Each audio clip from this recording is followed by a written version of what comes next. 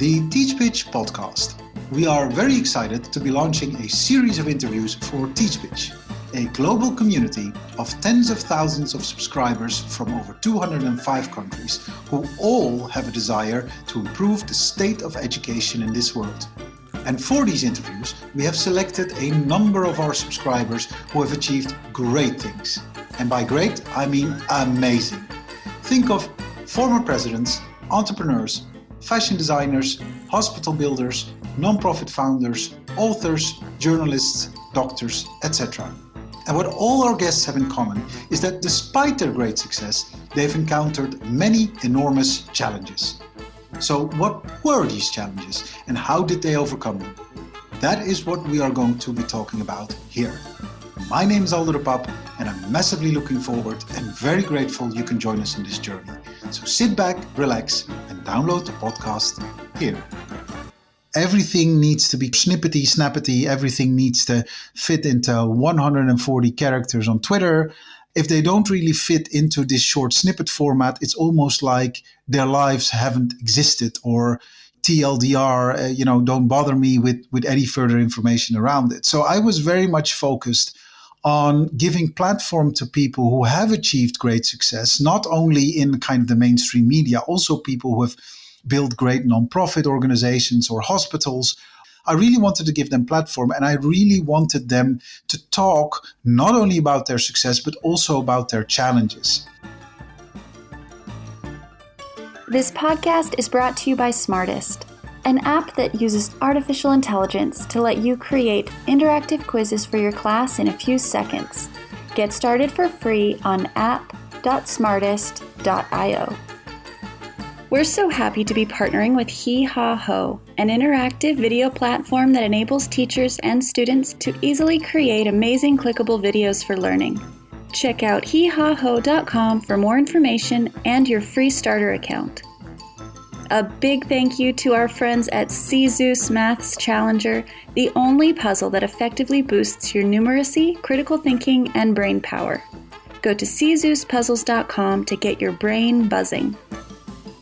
We are so excited to be working with the team at Learning Ladders, the only platform that provides assessment that goes way beyond tracking to effectively support teaching and learning for EYFS primary and secondary settings.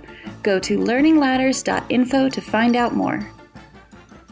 A very good day, everybody. I'm very happy you could make it to another episode of the TeachPitch podcast. This one is slightly different than all the others because it isn't going to be an interview.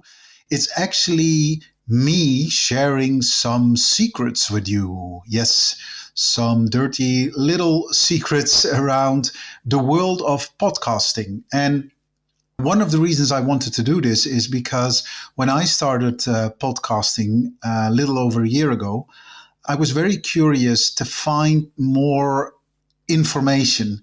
And I could find information, but I had to say that the majority of what I found was commercially driven, slightly manipulated, gamified information, whereby, yes, you could listen into some solid podcast advice, but also you needed to register on this emailing list, or you needed to attend that webinar, or you needed to talk to that person or buy that product. And actually, I think that is not the way to go. I just want people to be inquisitive and sincere. And I just felt like, why don't I share the wisdoms gathered with you on my podcast journey thus far? So here it goes. I'm going to share 4 secrets with you, 4 pointers that have helped me greatly along the way. And I hope they will help you as well as a podcast creator, or alternatively, as someone who's just interested in podcasts in general. So here it goes. Number 1, content. So when I started this podcast, I first had a very good conversation with myself around why I wanted to push out a podcast, why I felt the need to start a podcast especially since there are already millions of podcast programs out there. Now, I was stubborn enough just to start, and I wasn't really held back by the fact that other people are into podcasting as well. That's good for them. So I didn't let it scare me that the podcasting world is growing quite quickly, and lots of people are using it as a medium. If anything, I saw that more as a great encouragement to get better and get into it myself as well. But what I did need was an angle. And that would be my first advice to any of you who's basically looking to start to get into podcasting is, what is your angle? What is the story you would like to tell? Not once, not twice, but in our case now over 50 times. So what is basically that little formula, that sentence, that feeling that makes you want to go out there and tell the world about yourself? And that is actually quite an important thing. It's an important thing to get that right. Now, in your journey in finding that, I would like you to listen to content that is already out there. And by listen, I mean genuinely listen to podcasts that attract you in general. So if you haven't done so already, please, really dive into a podcast. Switch it on when you go for a run at 6 in the morning, or when you have your commute going somewhere, or when you come back from work in the car. But really give yourself the time to understand other podcasts and really listen. So don't really fall for the outline of the podcast, or just scratch the surface of a podcast, but really listen to how other podcasters are going about setting up their program. It really helped me to kind of push my own message out there. Now, my message, in case you don't know it yet, was all around how success is projected these days in the media. I think everything needs to become a lot more snippety, snappety. Everything needs to fit into 140 characters on Twitter. People who've achieved great success kind of have lifelong careers of, great milestones, one big achievement after the other. If they don't really fit into this short snippet format, it's almost like their lives haven't existed, or TLDR, don't bother me with any further information around it. So I was very much focused on giving platform to people who have achieved great success, not only in kind of the mainstream media, also people who have built great nonprofit organizations or hospitals, or are actually very good in their job, whether they're a firefighter or a hairstylist or a dog trainer. I really wanted to give them platform, and I really wanted them to talk not only about their success, but also about their challenges. And if anything, I thought podcasting was a great medium for them to really vent and for them to really chat about the challenges that they came across. That was really my motive and my drive into starting this podcast, and it still is today. I really enjoy listening to people about how they started the career, to listen about kind of what stopped them in their tracks, or kind of what made them change their mind, and how they perceive growth of their career, and what they think success is. I really like discussing that. So that was really kind of, for me, an intrinsic motivator that gets me going. And when I say it gets me going, it's intrinsically, yes. On one hand, I do like to talk to so many people, but it's also externally, because I also saw that those interviews and those people that I invited, their messages resonated with, people listening into this podcast. So, we are now tens of thousands of listeners from many countries in this world. We're getting ratings, and we're growing in the charts, in the podcast charts. We've changed our publication schedule from weekly to twice a week. So it's really growing, and our guests are beautiful people, very original, noteworthy, notable, all of those things. And the journey just gets better. So it was really because I stuck to something that I felt strongly about, that allowed me to talk for hours, that really allowed it to scale. So I can highly recommend for you to do the same. Two more things with regards to content. One is know who you are and what you represent. So TeachPitch was a platform and is a platform whereby educators all join. So we're now 60,000 people in our community. I'm very blessed and I feel very happy that they join each and every day on our platform. And I thought I want to give them something more to do and to listen to. And that really gave me the idea of the podcast together with the previously mentioned challenges discourse. But also I already had a community out there that was willing and able to listen. And that's really something that I benefit from.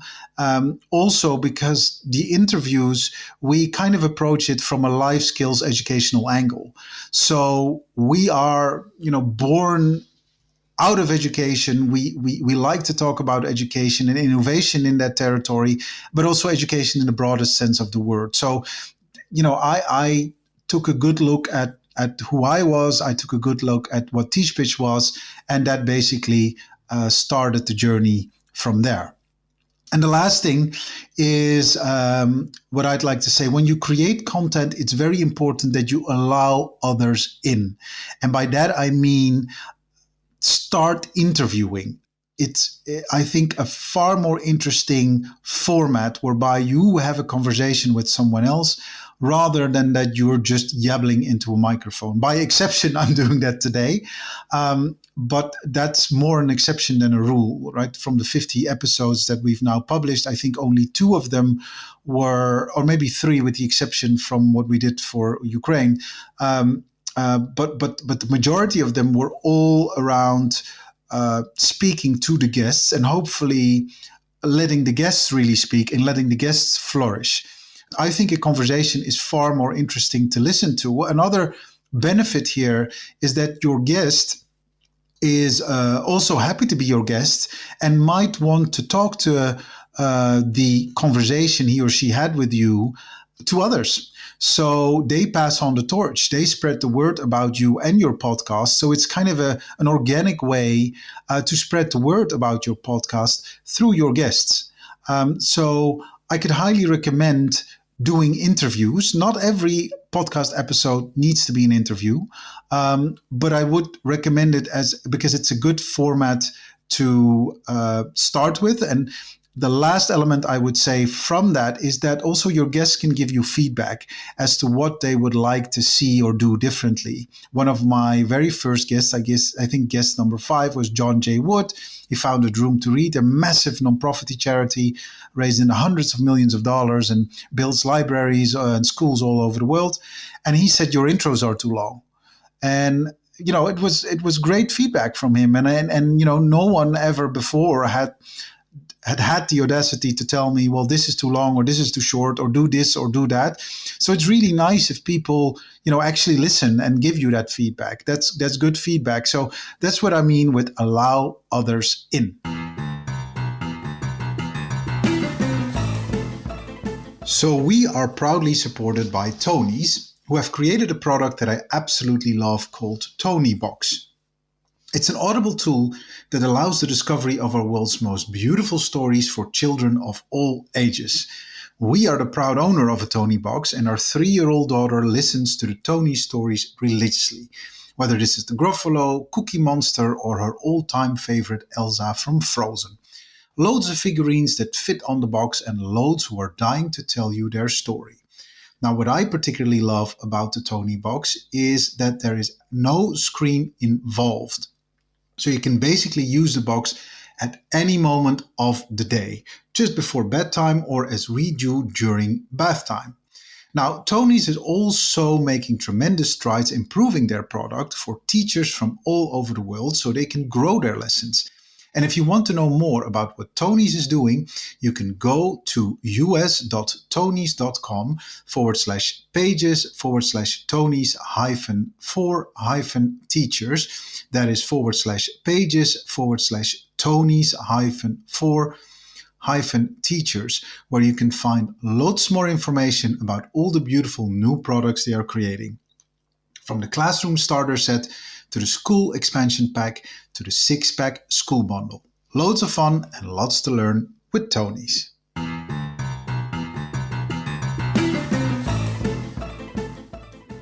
Okay, number 2 is it is about the big picture. Scale your idea into each interview. So what I mean by that is, previously we spoke about content and the value of content and finding kind of a genuine value in why you should, stick to your guns and find content you are passionate about and can be intrinsically motivated around. And then basically your second task is to make sure that you could scale that in a way so you can rinse and repeat, so that you can, basically make sure that that little part of integrity and that authenticity can grow from one episode to 50, 100, and whatever more. So, and I think that's very important, because when I speak about a podcast, I don't speak about one podcast interview singular. It is very important that in this day and age, when you start a podcast program, it needs to be actually that. It needs to be a program of interviews that appear on a recurring, predictable basis, so that people really can speak about your podcast program and they can really dive into all the content that you've created. And so you need to start thinking scale as soon as you basically have got your little niche, your little message down. Now, for us, this was, as I said before, I thought that success was projected in a wrong way, and still is today. It needs to be snippety snap. And I want to know more about the challenges, go in depth with guests and talk about adversities and things that they've come across, hopefully so other people will learn from it. So I really wanted the guest to talk to me about challenges. So therefore, every time I invite a guest, right away in the invite, it is made clear to them that they will have to do a little bit of homework by diving into 3 challenges and giving these challenges back to us in the interview. And that is very important, because that basically allows us to have an interview arch whereby we can take the guest from A to Z. Yeah, the conversation has a clear beginning. It's a big welcome. Then we have a middle part, which are the 3 challenges, and then it has an end part. And for each interview, of course, the arch is different. The conversation is different. But because this format is so clear, it becomes very clear to people what our expectation is. And when I say people, I don't only mean our guests, I also mean our listeners. People know that we're going to discuss 3 challenges, and that, once we're done with these 3 challenges, we're going to go through the 2 very last questions, which are questions that I ask each and every one of the guests. So it's very important that once you've got your content down, think scale. Think, how are you going to grow that? Another thing when it comes to scale is that you should start as soon as you can a publication schedule. So as I said before, an interview as a standalone is not really a podcast. That's just an interview that if you push it out there, you'll get a few listeners, and that's great. And I hope you'll be very successful. But if you have no intention of doing, multiple interviews, then you really need to think about whether you want to get into podcasting in general, because one episode really empowers the other, meaning that, very likely if this is the first episode you hear from the TeachPitch podcast, the podcast secrets, then I might have triggered your curiosity, and you might want to go to any of the other 50 episodes that we have in the previous 2 seasons. So basically, one episode can be a trigger for people to listen into more of the content that you've created. So as soon as you can, start the publication schedule, which is just a kind of a difficult word for you starting in Excel, jotting down dates and making sure that each Thursday and in our case now each Thursday and each Monday, there are episodes that you can deliver and there's content that people can listen to. And this will really help you when you want to build up followers, when you want to get reviews, when you want to get ratings, when you want to get that feedback. And I'm very happy to say that currently we're at a level whereby people give us feedback. They talk to us about things they like and they don't like. But in the very beginning, they were quiet. You don't really hear them because they don't really know what you want from them. Now, with a clear publication schedule, season 1, season 2, and we're now already planned in far into season 3, soon to come. People know what the expectation is, so they start engaging with you. So a publication schedule also helps you to create clarity among all stakeholders.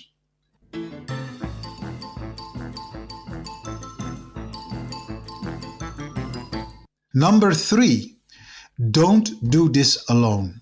Make sure you get feedback. So when I say don't do this alone, that's also a shout out to our team. So I'm, of course, the one talking to you here through a microphone, but each and every Monday we have a production call with my co-producers, so Natalie and Genta and Inva, and we gather up on ideas and we talk about how we should present the episode. We talk about the guests. We talk about who should be published next, but we also talk about how are we going to push out the news of this new episode being live on social media. What kind of reels are we going to use? And that really helps me because my production team, as we are coming closer together, as we talk a lot about pushing out episodes, we also are happy to give each other feedback on what works and what doesn't work. And you really grow from that process. I can imagine you don't have the luxury of a production team. So then I would advise you talk to someone, talk to a friend who on an informal basis can give you feedback. Make sure this friend is invested in you doing a podcast, but ask this person to listen and ask this person to give you feedback and share it on a regular basis so you can really kind of improve yourself. I think that is a very important thing. Now, a couple of things that I'm going to announce is that kind of as an outcome of feedback, we're going to change our music because the intro that I've found for season 1 and season 2, I like it very much, but it's almost a little bit too cheerful for what we're trying to convey. So we're going to go with different music because that's the outcome of what some of our listeners have shared, some of our producers have shared. So we're going to go with other music. We loved, of course, the music that we've used. I think it's still a great tune, but I do understand people when they say, hey, maybe there's other music out there more befitting with what you're trying to convey. So that's kind of an outcome of me not doing this alone and allowing yourself to continuously grow. I think I would have failed in setting up a podcast program if it's just me, rinse, repeat in the same way, pushing out episodes and not really growing from this, not really checking in with my audience, not really checking in with my producers, with my listeners, and whoever else is involved. So don't do this alone. Make sure you get feedback.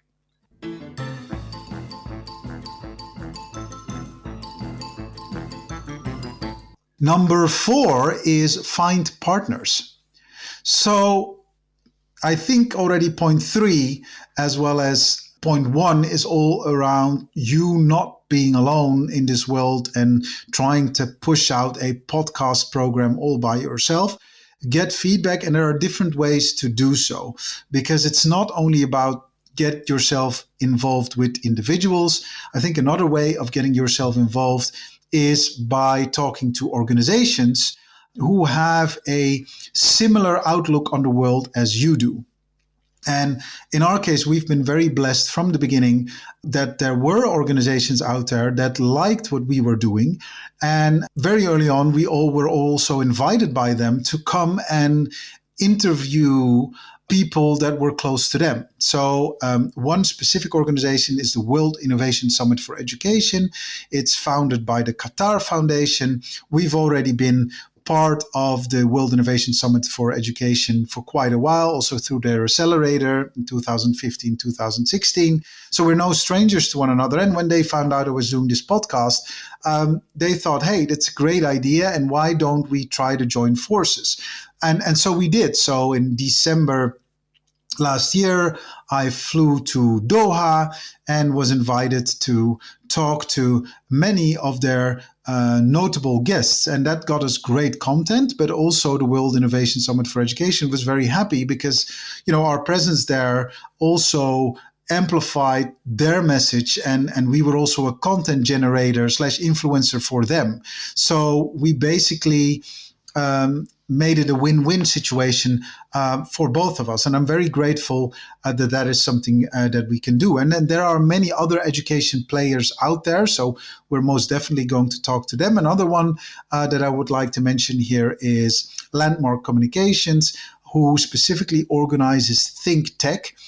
They've organized 5 conferences now. It's Landmark Communications is based in the Western Balkans, in Tirana, capital of Albania. And they always organize this specific conference to get the next generation more involved in technology, because technology is really kind of a career opener for many people there. And this specific company is devoted to making sure that people have a bit of a compass available if they want to grow as a developer and as a software engineer. And I think that's a really nice message to be a part of, to look into technology and what the future can bring specifically for these areas. I'm happy that I will be traveling in 2 weeks' time to Kosovo, where I will attend another Think Tech and will be doing interviews. So this is an example of another like-minded organization that we are partnered with and that we're working with. And then last but not least, organizations can also be sponsors, so companies. And from the very beginning, we were very fortunate to have sponsors who wanted to work with us, who very carefully said, yes, we want to get involved. How do we get involved? And help us out on getting a pre-roll advertisement in or a mid-roll advertisement. And we're very grateful for their support from the very beginning. And now, little announcement, I'm very happy to say that we've signed our very first annual sponsor, which is, I couldn't be happier, a great company called Tony's. And Tony's, they are responsible for the creation of a Tony's box, which is this little audio tool, this box, if you will, with loads of figurines. And if you want to kind of activate the box, you need to put the figurine on the box, and then the figurine will start to tell his or her story. So you have a little Elsa, you have a little Gruffalo, you have a little Cookie Monster. You've got, I think, hundreds of figurines already. And this specific Tony's box is like really kind of an audible storyteller, if you will, specifically for the youngest in our world. So no surprise, I have a 3-year-old and she highly enjoys her Tony's box. And so I'm very happy that Tony's was excited about partnering with us. We told them who we were, what we were doing, what our vision was, what our mission was, what our content is about. And they liked the idea. And we're very happy that we've scored a big sponsoring contract to work together for the next year. And I'm very proud and happy that they want to work with us, not only because it's a sponsor, but also because I think it's a great brand, genuinely. I couldn't have been happier with the brand because I really think it personifies a little bit how we think about the world. So that's a great match, and I'm very happy with them. So that's another example of finding partners. Find organizations, companies, and people who can help you amplify your message. Last advice, and this is not one of the 4, but I do think it is worthy of mentioning, is be patient, right? We live in an era whereby loads and loads of content is produced. Loads of people are pushing out podcasts. So the space is getting competitive and more competitive. So the chances when you publish 2 episodes that people will be screaming about it and will say, this is, what we've been waiting for all our lives, and this is great and awesome and whatever. I don't want to discourage you, but that's going to be those chances are going to be less likely. So make sure you have enough content out there. Make sure it is tangible enough before you kind of start reaching out to people, right? Content is king. Make sure you've got good content available. You've got enough episodes. You've got traction left, right, and center to speak of so that people can really cling on to something. So the more you have available to you, the higher your chances will be for success, and the better you will be able, conveying what you are about and getting people involved every step of the way. So these were my 4 points. I hope they were of some use to you. If you have any questions, then please feel free to get in touch. We'll be sure to share our contact information in our show notes, but you would know where to find us on social media as well. I hope you've enjoyed this episode. Thank you for being one of our listeners. Thank you for tuning in to the TeachPitch podcast, and I'm looking forward to seeing you at the next episode. Take care.